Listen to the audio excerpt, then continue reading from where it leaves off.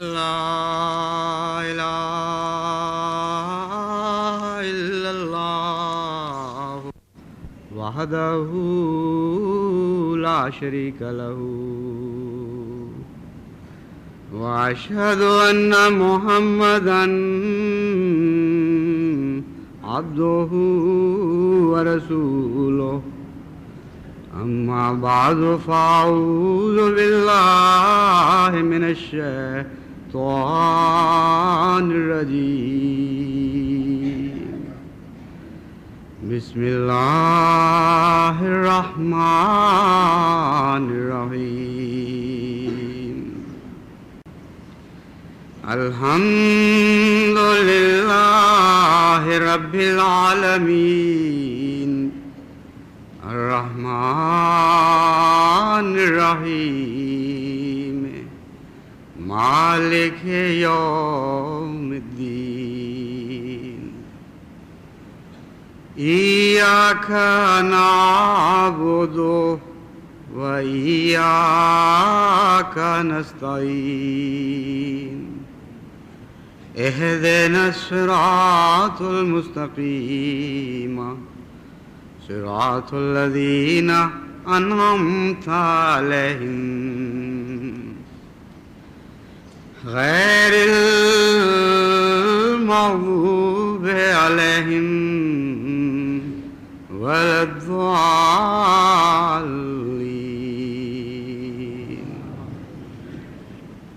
يا أيها الذين آمنوا كتب عليكم الصيام كما كتب على الذين من قبلكم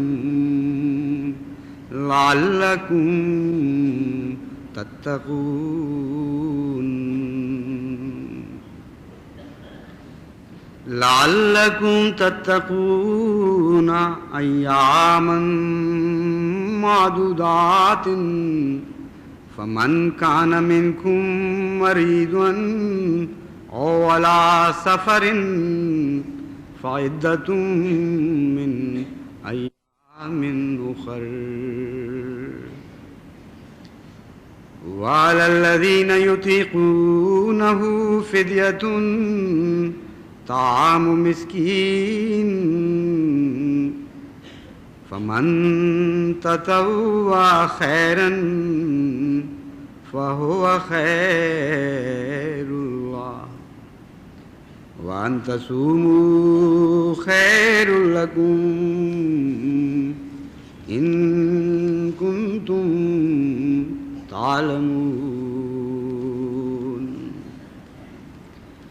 شهر رمضان الذي أنزل فيه القرآن هدى للناس وبينات من الهدى والفرقان فمن شهد منكم الشهر فليصمه ومن كان مريضا على سفر فعدة من أيام أخر يريد الله بكم اليسر ولا يريد بكم العسر وَلِتُكْمِلُوا الْعِدَّةَ وَلِتُكَبِّرُوا اللَّهَ عَلَى مَا هَدَاكُمْ وَلَعَلَّكُمْ تَشْكُرُونَ وَإِذَا سَأَلَكَ عِبَادِي عَنِّي فَإِنِّي قَرِيبٌ وَإِذَا سَأَلَكَ عِبَادِي عَنِّي فَإِنِّي قَرِيبٌ أُجِيبُ دَعْوَةَ الدَّاعِ إِذَا دَعَانِ فَلْيَسْتَجِيبُوا لِي وَلْيُؤْمِنُوا بِي لَعَلَّهُمْ يَرْشُدُونَ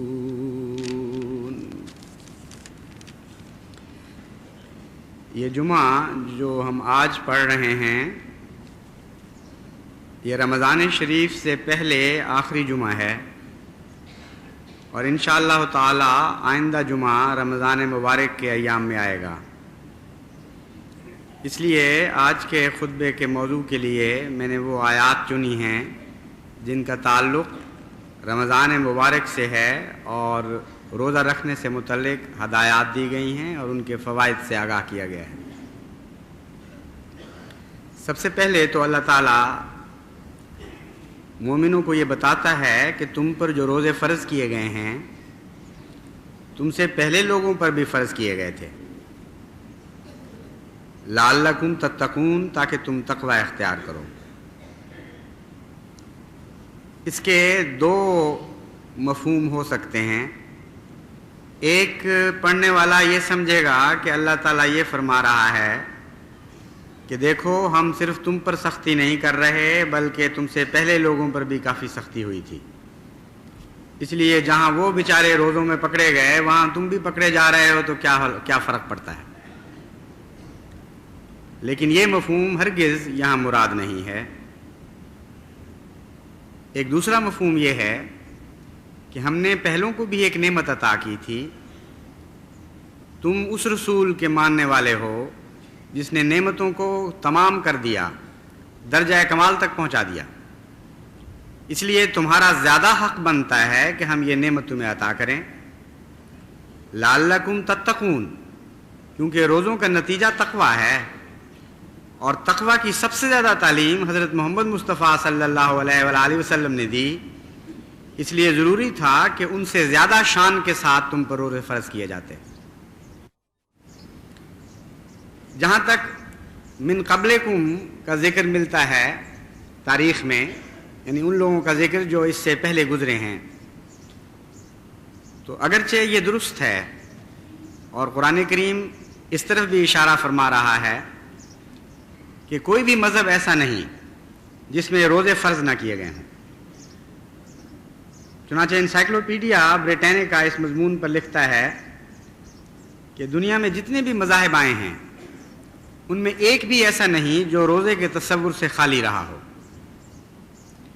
اور یہ تحقیق آج کل کے زمانے میں آسان ہے کیونکہ ساری دنیا کے مختلف تاریخی حالات مجتمع ہو چکے ہیں اور کتابی صورتوں میں انسان کی دسترس میں آ چکے ہیں۔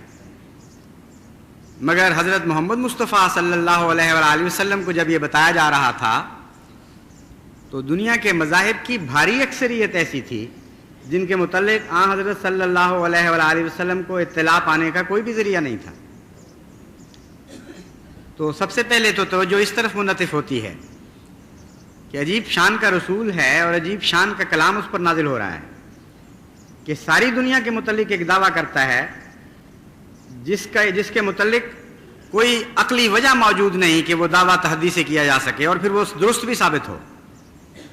اور آج کے زمانے کا انسان جب کامل تحقیق کے بعد ہر قسم کی جستجو کے بعد ایک نتیجہ نکالتا ہے تو وہ بعین ہی وہی نتیجہ نکالتا ہے جو حضرت محمد مصطفیٰ صلی اللہ علیہ وآلہ وسلم کو اللہ تعالیٰ کی طرف سے آج سے 1400 سال پہلے بتا دیا گیا تھا۔ دوسرا یہ پہلو آپ کے سامنے آئے گا جب آپ تحقیق کریں گے کہ جس باقاعدگی اور نظام کے ساتھ، جس تفصیل کے ساتھ اور جتنی زیادہ پابندیوں کے ساتھ مسلمانوں پر روزہ فرض ہوا ہے ویسے کبھی کسی قوم پر نہیں ہوا۔ بائبل میں روزوں کا ذکر ملتا ہے، مثلا 10ویں محرم کے متعلق آتا ہے کہ یہ وہ دن تھا جب فرعون کے ظلموں سے بنی اسرائیل کو نجات دی گئی تھی۔ چنانچہ حضرت موسیٰ کی تعلیم میں یہ آتا ہے کہ اس دن کو یاد رکھو اور اس دن روزہ رکھو۔ لیکن روزوں کا پورا ایک مہینہ فرض ہونا یہ پہلے کبھی کسی قوم میں نظر نہیں آتا۔ علاوہ ازیں روزے کی جو تفصیلی ہدایات ہیں ان میں بھی بڑا فرق ہے۔ بعض پرانے مذاہب میں روزہ یہ ملتا ہے کہ پکی ہوئی چیز نہیں کھانی، پھل جتنا چاہو کھا لو، فلاں چیز نہیں کھانی اور فلاں چیز نہیں کھانی، پانی پی سکتے ہو، دودھ پی سکتے ہو۔ تو وہ روزہ اسلامی روزے کے مقابل پر محض برائے نام اور سرسری سا روزہ بن جاتا ہے. اور پھر روزے کے ساتھ یہ بھی تاکید ہے کہ کام نہیں کرنا. یہ بھی عجیب بات ملتی ہے، کام کا بھی روزہ ہے. تو جس کو چھٹی مل جائے کام سے اس کا تو روزہ اور بھی آسان ہو جائے گا. یعنی بظاہر یہ پابندی ہے جو اسلام میں نہیں ہے، لیکن عملاً یہ پابندی نہیں ہے بلکہ رخصت لینے پر مجبور کر دیا گیا ہے کہ تم لوگ کمزور ہو، تم میں یہ طاقت نہیں ہے کہ دنیا کے کام بھی کر سکو اور پھر روزہ بھی رکھ سکو اور اس کا حق بھی ادا کر سکو. ایسے لوگ بعد میں آئیں گے جو یہ کام کر سکیں گے. بس حضرت صلی اللہ علیہ وآلہ وسلم کو جو روزے کی تعلیم دی گئی وہ ہر لحاظ سے کامل بھی ہے اور زیادہ مشقت طلب ہے، لیکن اس کے باوجود یہ وضاحت فرما دی گئی کہ مشقت ڈالنا مقصود ہرگز نہیں ہے. خوب کھول کر اللہ تعالیٰ اس مضمون کو بیان کر دیتا ہے. اور اس کی ضرورت بھی اسی لیے پیش آئی کہ جب انسان اسلامی روزے کی تعلیم پر غور کرتا ہے تو حیران رہ جاتا ہے کہ پچھلوں کے اوپر تو اس کا عشر عشیر بھی فرض نہیں تھا. اور یہ وہم دل میں پیدا ہو سکتا ہے کہ کیا اللہ تعالیٰ سختیوں سے خوش ہوتا ہے؟ کیا اللہ تعالیٰ یہ پسند کرتا ہے کہ میرے بندوں پر بوجھ پڑے اور وہ تنگی محسوس کریں اور اس کے نتیجے میں محض تنگی اور محض تکلیف اللہ تعالیٰ کی خوشنودی کا موجب بن جاتی ہے، جیسا کہ بعض مذاہب میں یہ تصور بھی پایا جاتا ہے؟ تو اللہ تعالیٰ وضاحت فرماتا ہے کہ ہرگز نہیں. اور آگے تفصیل کھلتی چلی جائے گی، سہولتیں بھی دیتا چلا جاتا ہے اور پھر حکمتیں بیان کرتا ہے کہ مراد تقویٰ کو بڑھانا ہے، مراد مقصود زندگی کو عطا کرنا ہے، اور سختی پیدا کرنا ہرگز مراد نہیں. یہ ایک ضمنی چیز ہے، مقصود بالذات نہیں ہے. ایام معدودات، چند گنتی کے دن ہی تو ہیں. اللہ تعالیٰ فرما رہا ہے سارے سال میں سے 12 مہینوں میں سے ایک مہینہ ہے، یعنی موسی جو 10واں حصہ دیتا ہے اس سے بھی کم. البتہ اگر بعد کے 6 روزے رکھ لیں تو پھر پورا وصیت کا حق بن جاتا ہے. یعنی عید کے بعد 6 دن اگر آپ روزے رکھ لیں تو بین ہی وصیت کا مضمون بھی پورا ہو جاتا ہے. لیکن بہرحال اللہ تعالیٰ فرماتا ہے کہ بہت معمولی بوجھ ہے یہ تم پر، اور جتنے فوائد ہیں ان کے مقابل پر یہ کچھ بھی نہیں ہے. گنتی کے چند دن آتے ہیں اور گزر جاتے ہیں. بعض لوگوں کے دل میں خوف پیدا ہو رہا ہوتا ہے، بعض لوگ یہ حسرتیں لے کر گزر رہے ہوتے ہیں ان دنوں سے کہ پتہ نہیں پھر اگلے سال یہ دن دیکھنے نصیب بھی ہوں گے کہ نہیں. مگر دونوں کے دن تھوڑے ہی ہوتے ہیں. سختی اور تنگی ترشی محسوس کرنے والوں کے دن بھی گزر جاتے ہیں اور حسرتیں لیے ہوئے دلوں کے دل بھی گزر جاتے ہیں.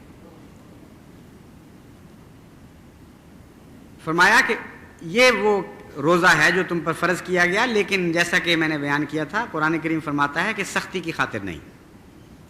اللہ تم پر سختی وارد کرنے سے خوش نہیں ہوا کرتا. من کان منکم مریضا او علی سفر، تم میں سے جو بیمار ہو یا مسافر ہو، فعدۃ من ایام اخر، اس کے لیے فرض ہے کہ وہ بعد کے دنوں میں اس کو روزوں کو پورا کر لے. اب اس میں ایک اور سہولت پیش کر دی گئی. سختی کے روزے مثلا گرمی کے، انتہائی گرمی کے روزوں جو اب ہمارے اوپر آنے والے ہیں، ان میں کوئی شخص بیمار ہو جاتا ہے یا کوئی سفر پر ہوتا ہے، اس پر یہ فرض نہیں ہے کہ ضرور انہی دنوں میں گرمی کی سختی کے اندر وہ روزے رکھے. اگر وہ سردیوں کے آسان روزے بھی رکھ لیتا ہے تب بھی اس کا فرض پورا ہو جاتا ہے. اس سے بھی معلوم ہوتا ہے کہ سختی اللہ تعالیٰ کے پیش نظر نہیں ہے. وَعَلَى الَّذِينَ يُطِيقُونَهُ فِدْيَةٌ طَعَامُ مِسْكِينٍ، یہ جو آیت ہے اس پر بہت سی بحثیں اٹھائی گئی ہیں. یطیقونہ سے کیا مراد ہے؟ اور واقعہ یہ ہے کہ اس کے جو مختلف پہلو ہیں وہ ہر امکان پر حاوی ہو جاتے ہیں. یہ کہنا درست نہیں ہے کہ بعض مفسرین کے معنی درست ہیں اور بعض دوسرے مفسرین کے غلط ہیں. امر واقعہ یہ ہے کہ انسانی زندگی کے حالات میں دونوں قسم کے مواقع، بلکہ کئی قسم کے ایسے مواقع پیدا ہوتے ہیں جن پر اس آیت کے مضمون کو الٹ پلٹ کر پھیر کر چسپاں کریں تو ہر موقع کے اوپر یہ آیت چسپاں ہو جاتی ہے. سب سے پہلے تو یطیقون کا وہ ترجمہ ہے جو مثبت ترجمہ ہے، یعنی یہ بیان کیا گیا کہ وہ لوگ جو روزے کی طاقت، جو فدیہ کی طاقت رکھتے ہیں، یہاں یہ ترجمہ بنے گا کہ ہم رخصت تو تمہیں دے رہے ہیں، بیمار ہو، سفر پہ ہو، تم بے شک بعد میں روزے رکھ لو، لیکن یہ روزہ نہ رکھنے کا جو غم تمہیں لگ جائے گا کہ سارے لوگ روزے رکھ رہے ہیں اور ہم محروم رہ رہے ہیں، ہم تمہیں ایک ترکیب بتاتے ہیں اس بوجھ کو ہلکا کرنے کی۔ تم کسی غریب کو کھانا کھلا دیا کرو، وہ لذت جو تمہیں حاصل ہوگی غریب کو کھانا کھلا کر، وہ اس غم کو کم کر دے گی کہ تم روزہ نہیں رکھ سکتے۔ یطیقونہ سے مراد یہاں ہے جن کو طاقت ہو، جن کے اندر استطاعت ہو کہ وہ غریب کو کھانا کھلا سکیں، ان کے لیے بڑی سہولت ہے کہ وہ یہ کام کریں اور ان کا یہ غم کہ ہم روزے سے محروم رہ گئے وہ کسی حد تک کم ہو جائے گا۔ لیکن اس پر بعض دوسرے مفسرین کو اعتراض ہے اس ترجمے پر کہ مشکل یہ ہے کہ یطیقونہ میں جس طرف ضمیر پھیری گئی، کس کی طاقت؟ فدیۃ طعام مسکین، اس کا ذکر تو بعد میں آ رہا ہے، اور یہ اعلیٰ ادبی تقاضوں کے خلاف ہے کہ جس کا آپ ذکر کر رہے ہیں وہ بعد میں ہو اور ضمیر پہلے اس کی طرف پھیر دیں۔ اس لیے بعض دوسرے مفسرین نے کہا کہ یہ فصاحت و بلاغت کے خلاف ہے۔ دوسرا یہ بھی ان کو اعتراض پیدا ہوا کہ اگر یہ ترجمہ کریں تو فدیۃ تو مؤنث ہے اور ضمیر پھیری گئی ہے مذکر کی، یطیقونہ ہو جو ہے وہ مذکر صیغہ ہے، اگر مؤنث کی طرف ضمیر پھیرنی ہوتی تو یطیقونہ ہا چاہیے تھا۔ ان دونوں باتوں کا بہترین جواب حضرت شاہ ولی اللہ محدث دہلوی نے دیا ہے۔ آپ یہ کہتے ہیں کہ جہاں تک اول الذکر اعتراض کا تعلق ہے، فدیۃ طعام مسکین نحوی لحاظ سے فی الحقیقت مبتدا ہے جو بہرحال پہلے ہوتا ہے، اور یہ متعلق خبر ہے کہ ان پر فرض ہے علی الذین یطیقونہ۔ یہ ایک عربی کی بحث ہے، زیادہ تفصیل میں اس وقت نہیں جاؤں گا، مگر مختصراً یہ کہ اس اعتراض کو انہوں نے حل کر دیا یہ کہہ کر کہ فدیۃ ان کا مقام پہلا ہے، اور بعض دفعہ جملوں میں تقدیم تاخیر ہو جایا کرتی ہے بعض قوانین کے تابع، لیکن مبتدا کا اصل مقام پہلے ہی ہوتا ہے ہمیشہ، اس لیے یہ اعتراض رد ہو جاتا ہے، یعنی فصاحت و بلاغت پر کوئی برا اثر نہیں پڑتا اس سے۔ دوسرا انہوں نے کہا کہ فدیۃ اگرچہ لفظ مؤنث ہے مگر طعام مسکین اس کا بدل ہے اور وہ مذکر ہے، اور اصل مراد طعام مسکین ہے، غریب کا کھانا کھلانا۔ فدیہ کا معنی یہ ہوگا بطور فدیہ غریب کو کھانا کھلانا، اور چونکہ اصل کھانا کھلانا ہے اس لیے اللہ تعالیٰ نے مذکر کی ضمیر اس طرف پھیر دی۔ یہ دو وجوہات انہوں نے بیان فرمائی، اور تیسری وجہ جو بیان نہیں فرمائی وہ واضح ہے کہ اگر مؤنث کی ضمیر پھیری جاتی تو وہ دوسرے معنی جو اللہ تعالیٰ پیدا کرنا چاہتا تھا وہ نہ ہو سکتے، کیونکہ پھر سیام کی طرف ضمیر نہیں پھر سکتی تھی، اور اس میں بھی ایک نئے معنی پیدا ہوتے ہیں۔ اس لیے یہ فصاحت و بلاغت کا کمال ہے، نہ کہ فصاحت و بلاغت سے گرنا، کہ ضمیر کو اس طرح چنا گیا کہ بظاہر مؤنث ہے اس کی طرف بھی جا سکتی ہے، اور جو مذکر کا صیغہ ہے اس کی طرف بھی جاتی ہے، اور مضمون میں بڑی وسعت پیدا ہو جاتی ہے۔ اب اگر یہ کہا جائے کہ یطیقونہ سے مراد روزہ رکھنے کی طاقت ہے،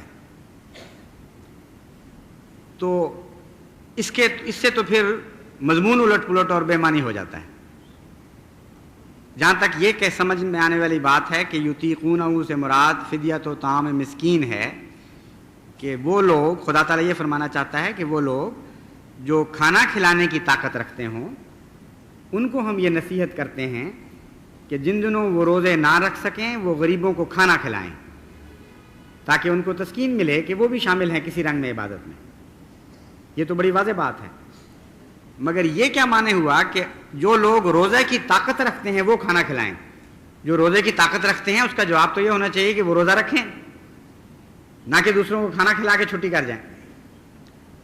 تو حضرت مسیح موعود علیہ الصلوۃ والسلام نے جو معنی پیش فرمائے ہیں وہ یہ ہیں کہ یطیقونہ سے مراد، اور بھی بعض مفسرین نے یہی لکھا ہے، مگر حضرت مسیح موعود علیہ الصلوۃ والسلام کا میں حوالہ دوں گا، آپ فرماتے ہیں کہ یطیقونا ایک ایسا صیغہ ہے جس میں منفی معنی بھی پائے جاتے ہیں. افعال کا جو صیغہ ہے عربی میں باب افعال، اس میں یہ خاص خوبی پائی جاتی ہے کہ بعض دفعہ وہ مثبت معنی دیتا ہے، بعض دفعہ وہی باب منفی معنی بھی دے جاتا ہے.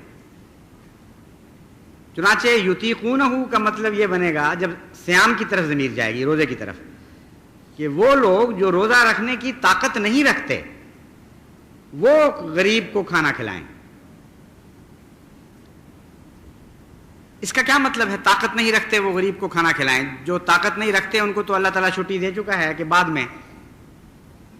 اس میں ایک اور مضمون پیدا ہو جاتا ہے، اور وہ یہ ہے کہ بعد میں ہر آدمی روزہ رکھ نہیں سکتا.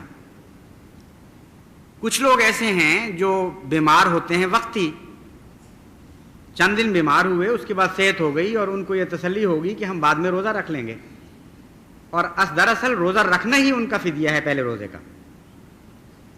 مسافر ہوتے ہیں جن کا عارضی سفر ہے، اس کے بعد پھر وہ فارغ ہو جاتے ہیں. لیکن کچھ لوگ ایسے ہوں گے بیمار جو دائم المریض ہیں یا عمر کے ایسے حصے کو پہنچ چکے ہیں کہ وہ روزے کی طاقت ہی نہیں رکھتے. وہ کیا کریں گے؟ خدا تعالیٰ فرماتا ہے کہ ان کے لیے بھی میں ایک تسلی کا سامان رکھتا ہوں. وہ یہ دکھ محسوس نہ کریں کہ ہم کبھی بھی اب روزہ نہیں رکھ سکیں گے. وہ غریبوں کو کھانا کھلائیں اور اس طرح ان کے ساتھ شریک ہو جائیں. روزہ اور غریب کو کھانا کھلانے کا کیا تعلق ہے؟ وہ دراصل یہ تعلق ہے کہ روزے میں انسان خود غریب بنتا ہے اور غریب کا دکھ بانٹ رہا ہوتا ہے. ایک یہ بھی پہلو ہے روزے کا. جب وہ کھانا کھلاتا ہے تو اپنا سکھ غریب کو دے رہا ہوتا ہے، اور دونوں جگہ غریب کو فائدہ پہنچ رہا ہوتا ہے. یعنی روزے کے بے شمار فوائد میں سے ایک یہ ہے کہ ایسے عمراء جن کو کھلا کھانا میسر ہے اور کئی قسم کی انواع کا کھانا میسر ہے، وہ اگر روزے نہ رکھیں تو ساری عمر ان کو پتہ ہی نہیں لگ سکتا کہ بھوکے پیٹ کی کیا کیفیت ہوتی ہے، شدید پیاس میں مبتلا انسان کی کیا کیفیت ہوتی ہے. روزہ رکھا ہو، بھوکا ہو اور پھر کام کر رہا ہو انسان، اس کی کیا کیفیت ہوتی ہے. اور جان نہیں سکتا کہ بھوک بعض دفعہ کام پر مجبور کر رہی ہوتی ہے، کیونکہ کام کے بغیر بھوک نہیں مٹتی، اور جتنا کام زیادہ کرتا ہے اتنا بھوک بھی زیادہ بھڑکتی ہے. یہ سارے احساسات جو ہیں جب تک ان میں سے کوئی گزر نہ جائے اس کو اندازہ نہیں ہو سکتا ان کیفیات کا.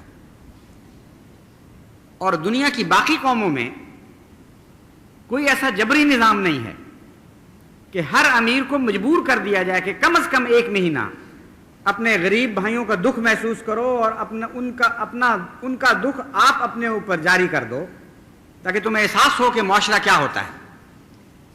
جو روزے رکھنے والے ہیں وہ جب مزدوری لے رہے ہوتے ہیں کسی سے تو ان کے دل کی اور کیفیت ہوتی ہے. جو بے روزگار ہیں جن کو اندازہ ہی کوئی نہیں بھوک کیا ہوتی ہے اور بھوک میں کام سے کیا مشکل پڑتی ہے، ان کے دل کی اور کیفیت ہوتی ہے.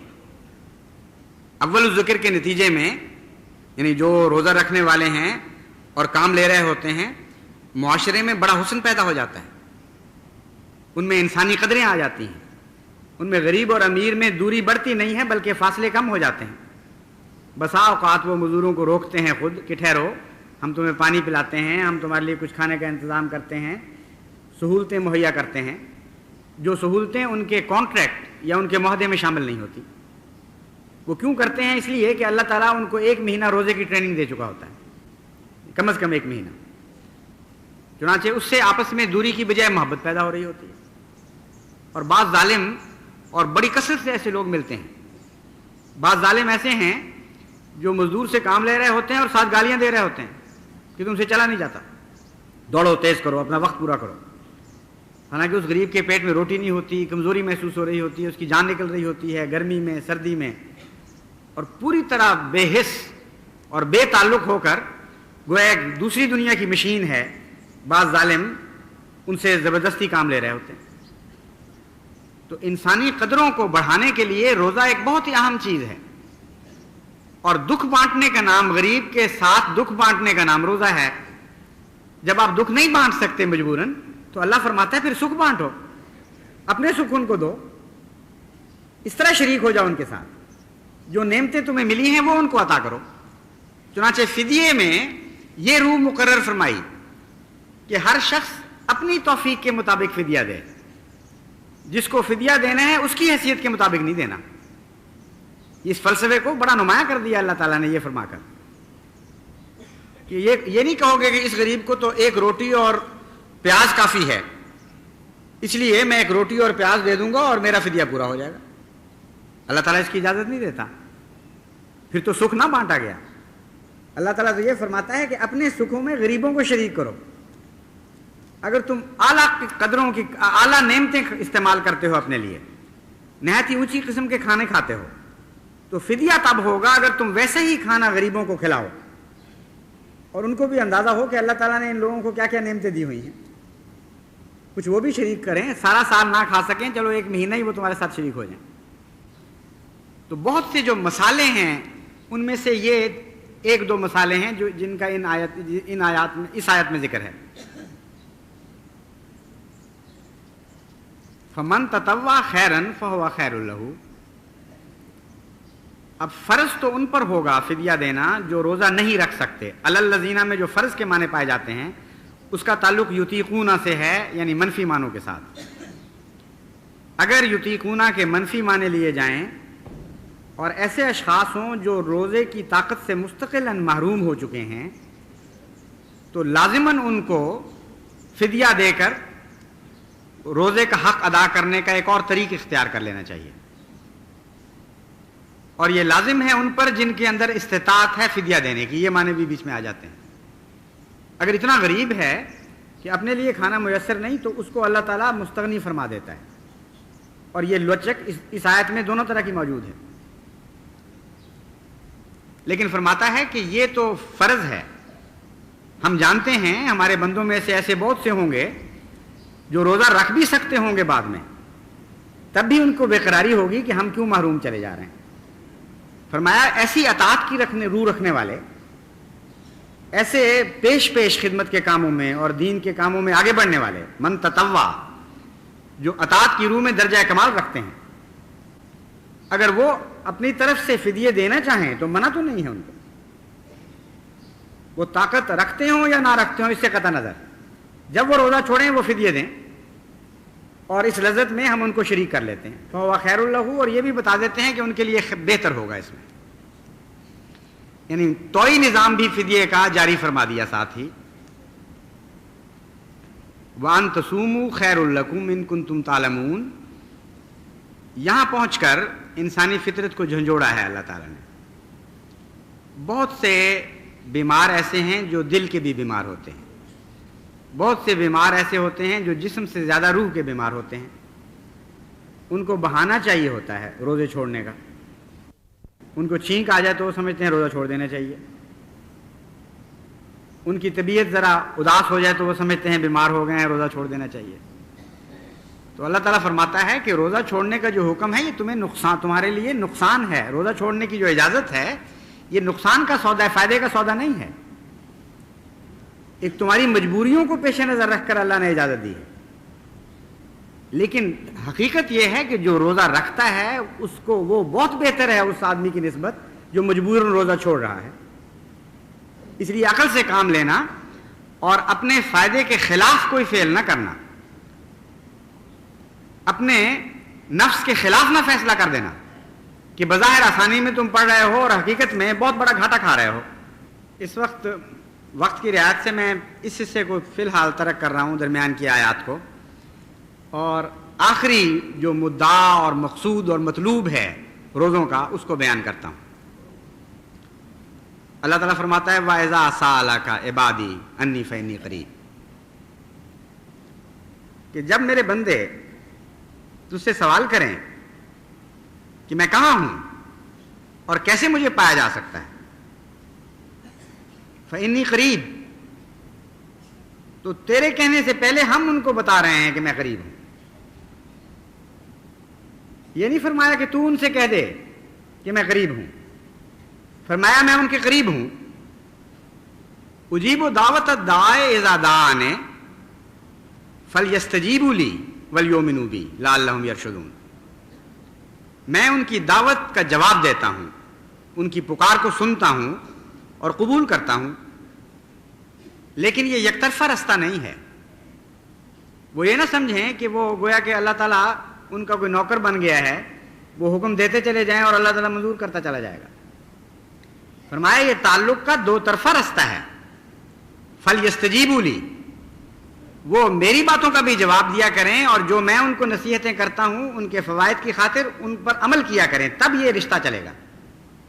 اور یہ نصیحتیں ساری روزے کی جا چکی ہیں پہلے اس سے. روزے کا اللہ تعالیٰ خود جواب ہے، روزے کا اللہ تعالیٰ خود پھل ہے، اور اسی پھل کی طرف اس آیت میں اشارہ کیا گیا ہے. فرمایا ہے اگر تم مجھے ڈھونڈتے ہو تو روزے کی عبادت اختیار کرو.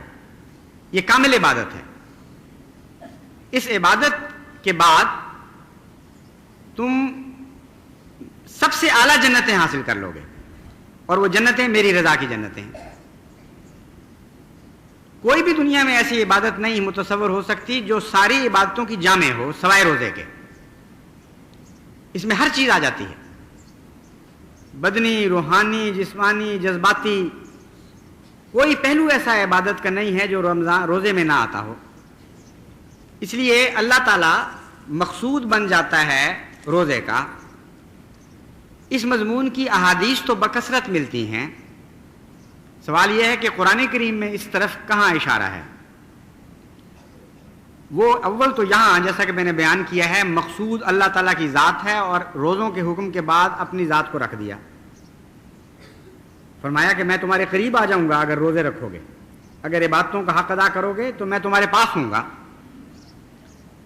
لیکن اس سے پہلے جو آیات گزری ہیں ان میں بھی اس مضمون کو بڑے عجیب طریق پر بیان فرمایا. فرمایا شہر رمضان الذی انزل فیہ القرآن ھدی للناس. رمضان کا وہ مہینہ ہے جس میں ایک معنی یہ ہے قرآن اتارا گیا.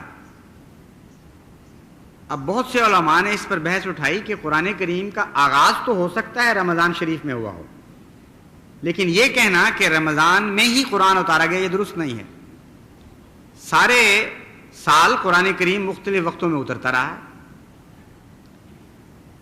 اس کا جواب بعض مفسرین نے یہ دیا کہ نہیں، مراد یہ ہے کہ رمضان میں ایک دفعہ پورے کا پورا آ جایا کرتا تھا، جبکہ باقی سال میں ایسا نہیں ہوتا تھا.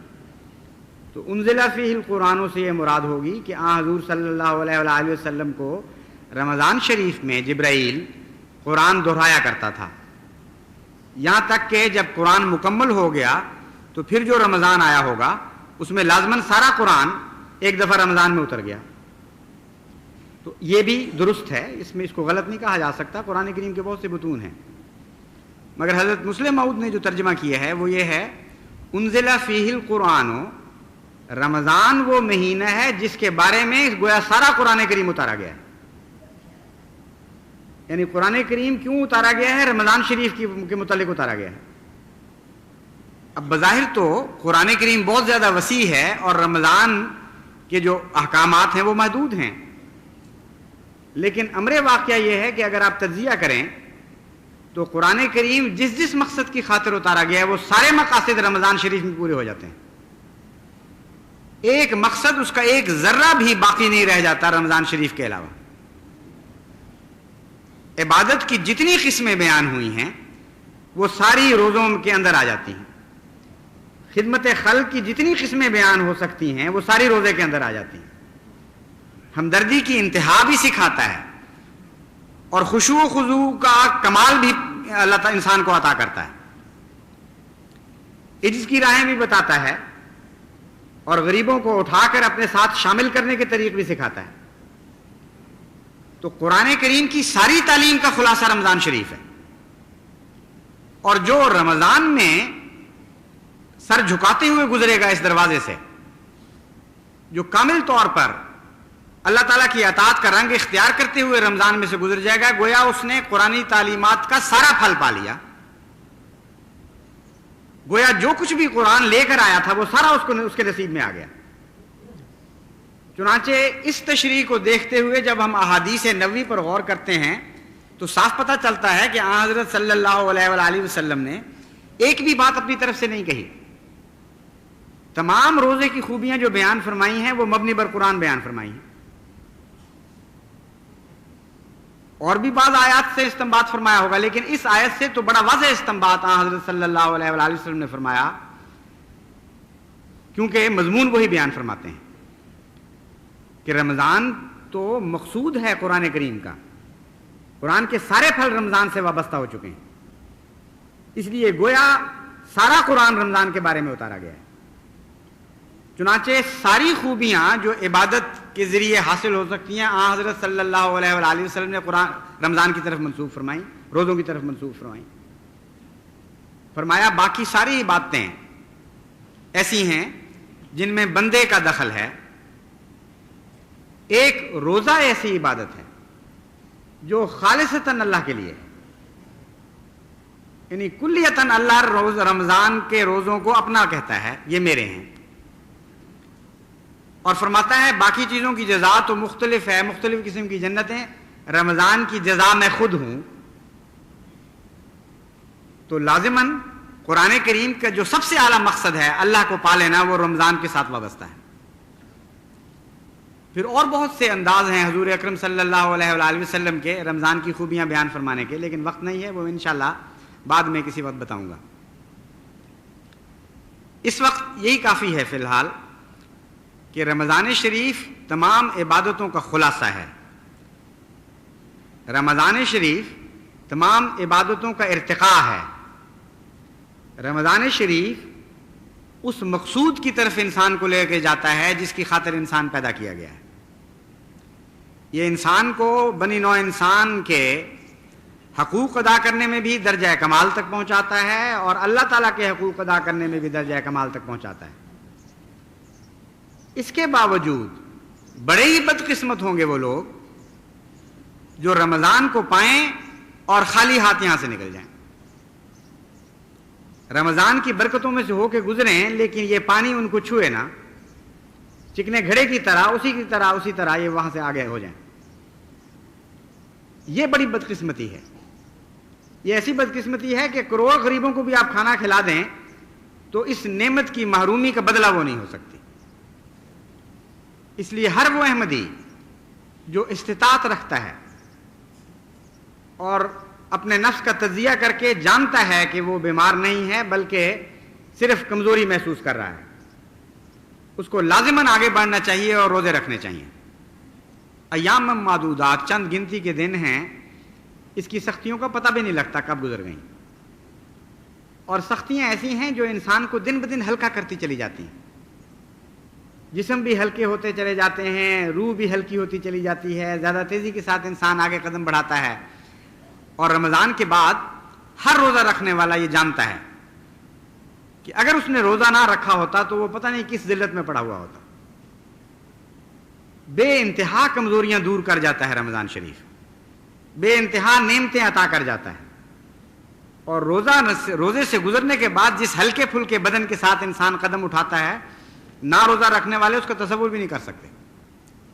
اور پھر کھانے کا مزہ آتا ہے، پھر پینے کا مزہ آتا ہے، یعنی روحانی لذتیں تو الگ رہیں، مادی لحاظ سے بھی رمضان میں سے گزرے بغیر، یعنی اس کا حق ادا کیے کر کے گزرے بغیر انسان کو تو اندازہ ہی نہیں ہو سکتا کہ پانی میں کیا لذت ہے اور کھانے میں کیا لذت ہے۔ اور یہ اندازہ ہو کر، یعنی صبح شام بھی تھوڑا سا اندازہ ہوتا ہے، لیکن رمضان کے بعد کہ جب چاہو جو چاہو پی لو، جو چاہو کھا لو، یہ احساس ہوتا ہے کہ اللہ تعالیٰ نے اتنی ہمیں نعمتیں عطا کی ہوئی ہیں کہ بڑی ناشکری ہے جو ہم شکر کیے بغیر ان سے گزرتے ہیں۔ تو سچے شکر کی تعلیم بھی رمضان شریف دیتا ہے۔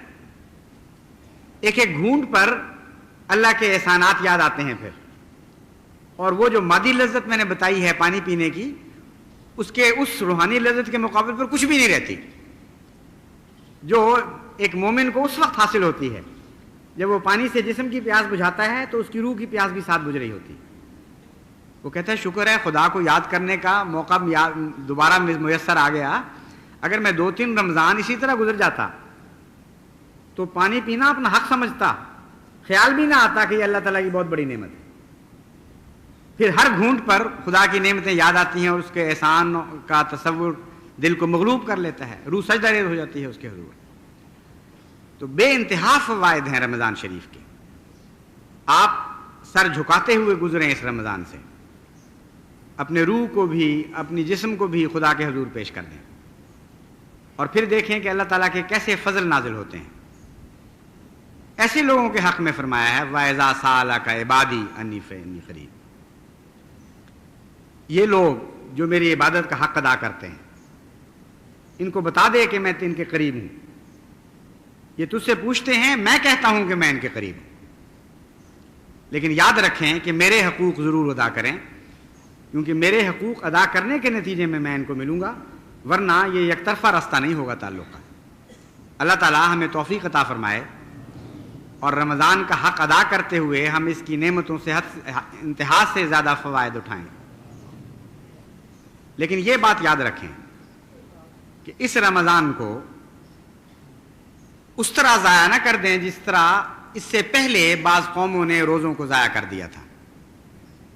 جب من قبلکم اللہ تعالیٰ نے فرمایا تو ایک یہ بھی بتانا مقصود تھا کہ تم سے پہلے بھی روزے فرض ہوئے تھے، تم سے پہلے بھی لوگ تھے جنہوں نے فائدے اٹھائے، لیکن جب ان کی تاریخ پر نظر ڈالو گے تو تمہیں یہ بھی محسوس ہوگا کہ بہت سے ایسے بدبخت تھے، بدقسمت تھے جو فائدہ اٹھانے کی بجائے نقصان اٹھا گئے۔ روزے انہوں نے بھی پائے، لیکن ایسے گندے حال میں روزے پائے کہ وہ روزے ان کی عاقبت سنوارنے کی بجائے ان کو دین و دنیا سے محروم کر کے چلے گئے، کچھ بھی ان کا باقی نہیں چھوڑا۔ ان لوگوں کی طرح روزے نہ رکھنا۔ ان لوگوں کے متعلق حضرت صلی اللہ علیہ وآلہ وسلم نے تفصیل سے ذکر فرمایا ہے اور روکا ہے مومن کو کہ دیکھو یہ نہ کرنا، وہ نہ کرنا، یہ نہ کرنا، وہ نہ کرنا۔ شہوات کے مغلوب نہیں ہونا، دکھاوا نہیں کرنا، ہر بدی سے رکنا ہے، ہر ظلم کو صبر سے برداشت کرنا ہے۔ کچھ لوگ تم پر زیادتیاں کریں گے، فرمایا ان کو 2 دفعہ کہو، 1 دفعہ نہیں 2 دفعہ کہو انی صائم کہ میں روزے دار ہوں۔ یہ 2 دفعہ کہنے میں کیا حکمت ہے؟ حکمت یہ ہے کہ مومن کی تو عام شان بھی یہ ہے کہ وہ ظلم کا بدلہ ظلم سے نہیں دیتا، اور جب جاہل اس سے مخاطب ہوتا ہے تو جواب میں وہ جاہلانہ باتیں نہیں کرتا بلکہ سلام کہتا ہے۔ اذا خاطبهم الجاہلون قالوا سلاما۔ تو پھر ایسا مومن جس کی عام شان یہ ہو، اگر وہ روزے دار بھی ہو چکا ہو اوپر سے، تو وہ تکرار سے بتائے کہ او بے وقوف تم کیا توقع رکھ رہے ہو؟ کیا تمہاری اشتعال انگیزی سے میں مشتعل ہو جاؤں گا؟ ہرگز نہیں۔ میں تو عام حالات میں بھی سلام ہی کہا کرتا تھا، اب تو میں روزے دار ہوں، روزے دار ہوں، ممکن نہیں ہے کہ مجھ سے تم بے صبری کا مظاہرہ دیکھو۔ بس جہاں کچھ بدقسمت اپنے روزوں کو ضائع کر رہے ہوں گے وہاں آپ کے لیے اور بھی زیادہ ثواب کا موقع ہوگا۔ اب صبر اور حوصلے اور ہمت اور دعاؤں کے ساتھ اس رمضان کو گزاریں، پھر دیکھیں اللہ تعالیٰ کے کیسے فضل آپ پر نازل ہوتے ہیں۔ من قبلکم کی ایک مثال ان لوگوں کی جنہوں نے روزے ضائع کیے میں بائبل سے آپ کے سامنے رکھتا ہوں۔ حضرت یسایہ، یہ نصیحت بائبل میں یہ درج ہے، دیکھو تم اس مقصد سے روزے رکھتے ہو کہ جھگڑا رگڑا کرو اور شرارت کے مکے مارو۔ یعنی ایسے بدبخت انسان ہو کہ کوئی وقت تھا کہ تم روزوں کے ذریعے اللہ تعالیٰ کے رحم کو جذب کیا کرتے تھے، بنی نوع انسان کے حقوق ادا کیا کرتے تھے، جھگڑوں سے رکا کرتے تھے۔ اب یہی رمضان آتا ہے تو تمہیں اور زیادہ اشتعال انگیزیوں پہ مجبور کر دیتا ہے۔ تم تیش میں آ کر مکے مارتے ہو اور کہتے ہو ہم دیکھیں گے کہ ہمارے ظلم سے اور ہمارے ستم اور استبداد سے کون بچ کے نکلے گا۔ عام حالات میں بھی ہم بڑے جابر تھے، اب تو رمضان کی سختیاں آ گئی ہیں، اب تو روزے اوپر سے آ گئے ہیں، اب دیکھیں گے کون ہم سے بچ کے نکلتا ہے۔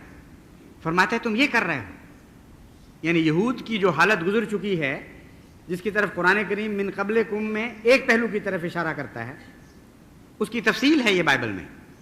دیکھو تم اس مقصد سے روزے رکھتے ہو کہ جھگڑا رگڑا کرو اور شرارت کے مکے مارو، بس اب تم اس طرح کا روزہ نہیں رکھتے ہو کہ تمہاری آواز عالم بالا پہ سنی جائے۔ بڑے بدبخت ہو۔ کبھی تمہارے روزے ایسے ہوا کرتے تھے کہ بظاہر انسان ان آوازوں کو نہیں سن رہے ہوتے تھے، اتنی ہلکی اور خفی آواز میں تم خدا کو یاد کیا کرتے تھے، لیکن ایسی قوت پرواز تھی ان آوازوں میں کہ وہ عالم بالا پر آواز پہنچا کرتی تھی۔ اور آج تم نے شور برپا کیا ہوا ہے اور وہ آوازیں زمین سے چمٹی ہوئی ہیں اور زمینی ہو چکی ہیں، ان میں قوت پرواز نہیں رہی۔ جھاگ نکل رہی ہے تمہارے منہوں سے اور طیش میں آ کر مکے مار رہے ہو، لیکن ان آوازوں کی مقدر میں پرواز نہیں لکھی گئی. ہاں کچھ وہ تھی گریہ اوزاری کے آوازیں جو عالم بالا پر سنی جاتی تھی. کیسا پیارا موازنہ کیا ہے. بس اے احمدیو، تم ہمیشہ ایسی آوازیں اپنے دلوں سے نکالو جو عالم بالا پر سنی جائیں، اور زمین والوں کے کان ان سے معروم ہوں تو کوئی پرواہ نہ کرو. وہی آواز ہے جو دنیا میں پھیلے گی جس آواز کو خدا سنتا ہے، اور خدا کے فرشتے پھر اسے دنیا میں پھیلا دیا کرتے ہیں. ایسی آوازیں غالب آنے کے لیے بنائی گئی ہیں، مغلوب آنے کے لیے نہیں بنائی گئی. اللہ تعالیٰ ہمیں اس کی توفیق عطا فرمائے.